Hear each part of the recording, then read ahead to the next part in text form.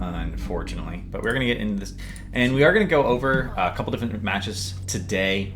Sonya versus Ragnaros, Rexxar versus the Yorick, and maybe one other matchup. But I wanted to talk about what to do in the solo lane when you're not alone, and what your team should do when you're not alone in the solo lane.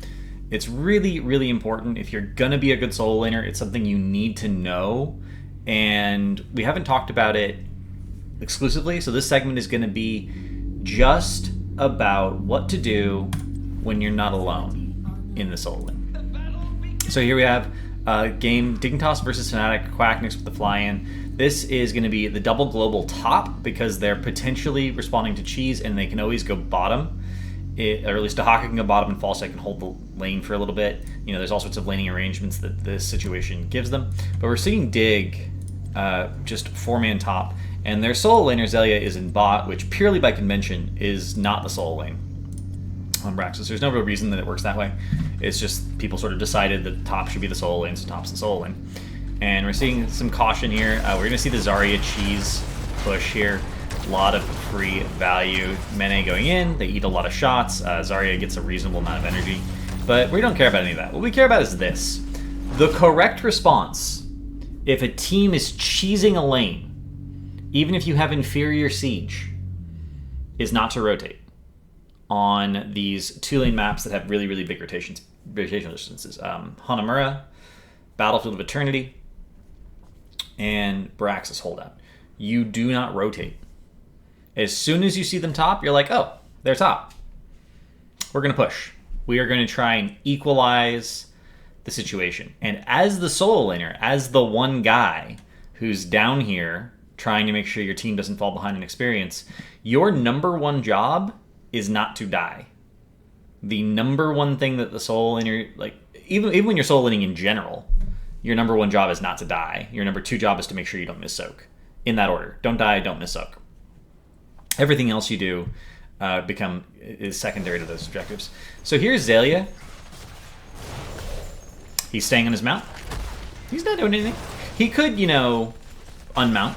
He could get some auto attacks through the wall. He could totally be auto attacking this beetle right now, and that beetle would give him attacking the beetle would give him enough fury to get a couple slams off. He's not doing it. He's sitting on that mount. Notice that his team is, getting the entire walls, pushing the top lane. Fnatic has gotten the entire wall bottom. Correct response, not rotating. They're in their lanes. They have this 2-3 split. It's fine. They realize they have a worse 4-man, and they're just going to get the wall. Schwimpy's going to stay here, get the whale. Xayah doesn't know for a fact that the CC has rotated. Anub'arak and Malfurion, as we can see, are gone. Xayah doesn't know for a fact that they're not, right here, right? With Malf in the bush, the Burrow charge could stun him, the Impale could stun him, the Root follow-up, and Schwimpy's trait and the damage and the slows would be enough to kill him. So he's just hanging out. Okay, so now, as soon as he thinks that they're gone, and I think Anub'arak actually showed top here. He did. Anub'arak top was almost instantly called. Like, literally as soon as Anub'arak showed on the map, Xayah's like, oh, I'm in a 1v1. Okay, now I'm in a solo lane. I can start being aggressive. I can start doing things. I can lose my mount. Your number one job as a solo laner is not to die. Everything else comes after that. So if you're in the situation where a team cheeses, the correct response from your team is to push whatever lane they're in instead of this lane really, really hard. Don't rotate. Just, pressure, get the wall, get the well, wait till the objective pops, whatever. Especially on the 2-lane maps, because you will fall behind. They'll get the wall and back up, and you'll have just gotten there. And then they have a wall, and now you're going to be in a situation where you're 800 experience behind right from the get-go. Don't do that. So, we are going to see Xayah doing a lot of pressuring at this point. We're not going to go over this entire game, but it was such a good example of the correct early game response to not being alone as the solo laner. You take 0 risks and don't die. Because if you die, the entire advantage that your team ended up getting in the top lane with that sort of cheesy push strategy gets completely negated. Number one responsibility as your solo laner is you never, ever, ever die. That'll be its own little clip on YouTube.